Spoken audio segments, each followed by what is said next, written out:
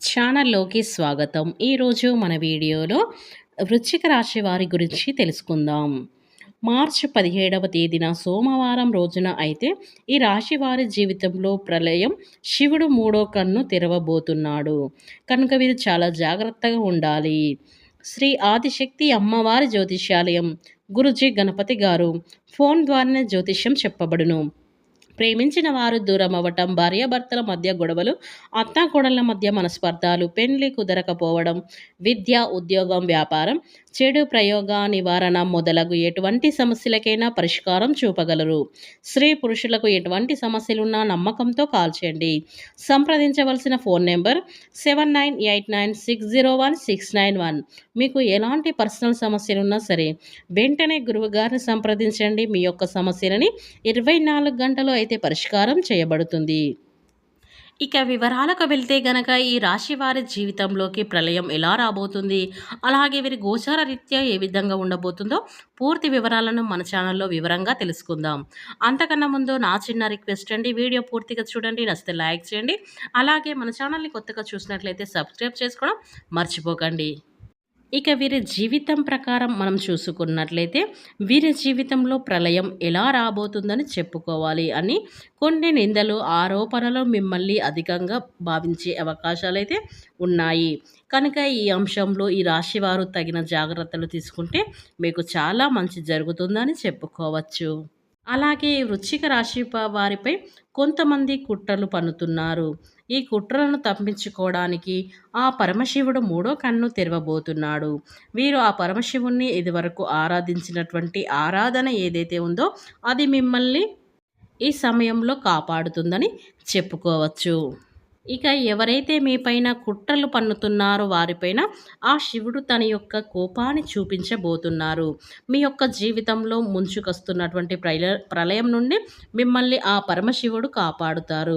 మీ యొక్క జీవితంలో ఉన్న ఒడిదుడుకులు, సమస్యలు, అలాగే చుట్టూ ఉన్న సమస్యలు సుడిగుండంలో చిక్కుకున్న మీకు దారి తెలక అల్లాడుతున్న పరిస్థితులు ఉన్నప్పుడు ఆ శివుడు మీకు చేయూతను అందించి మిమ్మల్ని ఆ సమస్యల నుంచి అయితే గట్టెక్కిస్తాడు.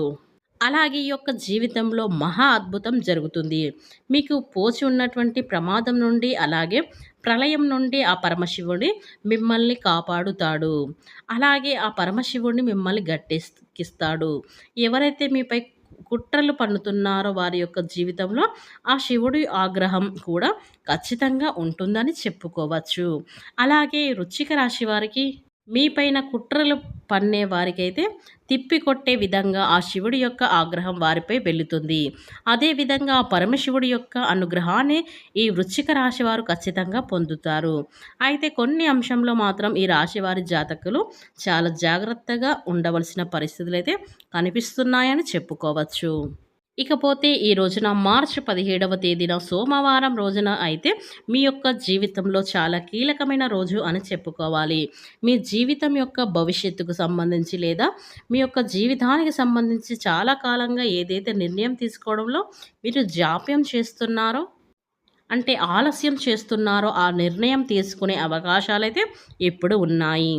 అయినప్పటికీ కూడా మీరు తీసుకునే నిర్ణయం పైన మీ యొక్క భవిష్యత్తు అనేది ఆధారపడి ఉంటుంది.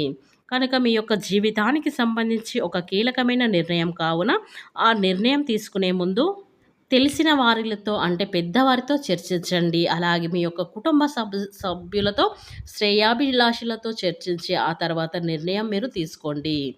అలాగే ఈ యొక్క జీవితంలో అపజయాలకు బదులుగా జయాలని మీరు పొందగలుగుతున్నారని చెప్పుకోవచ్చు. మీ జీవితంలో మీరు ఎన్నో సత్ఫలితాలను పొందుకోవడానికి ఈ విధంగా పరమశివుడి యొక్క అనుగ్రహం ఖచ్చితంగా మీ పైన ఉంటుంది. ఈ రాశివారు పరమశివుడికి నిత్యం స్మరిస్తూ ఉండాలి. ప్రతి సోమవారం కూడా శివుడికి అభిషేకం చేయాలి. ఎందుకంటే శివుడు అభిషేక ప్రియుడు. కనుక మీ యొక్క కోరికలు నెరవేరాలి అంటే ఖచ్చితంగా ప్రతి సోమవారం రోజున శివుడికి పాలతో అభిషేకం చేయండి. మీ యొక్క ఎవరైతే కుట్రాలు పన్నుతున్నారో వారికి తిప్పి కొట్టాలి అంటే శివుడికి అభిషేకం చేయండి. మీరు చేసే వల్ల మీ యొక్క ఆ బోలాశంకరుడు మీ యొక్క కోరికలు కూడా తీరుస్తాడు. కనుక ఈ వృశ్చిక రాశి వారిపైనైతే ఆ పరమశివుడు మీ కోరికలైతే ఏవైతే ఉన్నాయో ఆ కోరికలు కూడా నెరవేరుస్తాడు కనుక ఆ శివుడి యొక్క అనుగ్రహం మీకు ఎప్పుడు కూడా తోడుగా ఉండాలి అంటే ప్రతి సోమవారం రోజున ఖచ్చితంగా ఆ శివుడికి అభిషేకం చేయడం అనేది మర్చిపోకండి. ఇకపోతే ఈ వృశ్చిక రాశి వారి జీవితంలోకి ఈ ప్రళయం అనేది రాబోతుందని చెప్పుకోవచ్చు. ఫ్రెండ్స్, ఈ వీడియో మీకు నచ్చినట్లయితే ఖచ్చితంగా లైక్ చేయడం మాత్రం అసలు మర్చిపోకండి.